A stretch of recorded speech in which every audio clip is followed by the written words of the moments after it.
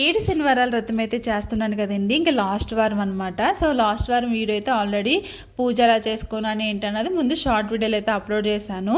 ఆ వీడియోలో చెప్పాను కదా, నేను ఒక ముగ్గురికి అయితే భోజనాలు పెట్టుకుంటున్నానని చెప్పేసి, ముగ్గురికి కదండి 3 ఫ్యామిలీకి అయితే పెట్టుకుంటున్నాను అనమాట. సో వాళ్ళకి మరి ఇంక వంటలన్నీ చేయాలి కాబట్టి నేను ఇంకొకరు తెలుగు అక్క కూడా ఉన్నదనమాట, శ్రీదేవి అక్క. ఆ అక్క నేను కలిపి అయితే ఇంకా వంటలు అయితే చేసాము. ఆ అక్క అయితే నాకు చాలా హెల్ప్ చేసిందండి వంటల్లోనైతేని.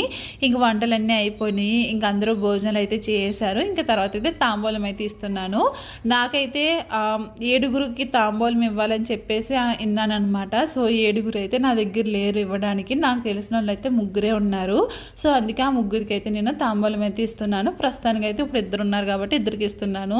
ఇంకొక ఆవిడైతే తర్వాత అయితే వచ్చిందనమాట. ఇంకా వాళ్ళకైతే భోజనాలన్నీ పెట్టేసిన తర్వాత కాళ్ళకి పసుపు రాసి ఇంకా తాంబూలం అయితే ఇచ్చాను. ఇంక ఈవినింగ్ వచ్చేసి మేము గుడికి అయితే వెళ్ళామండి.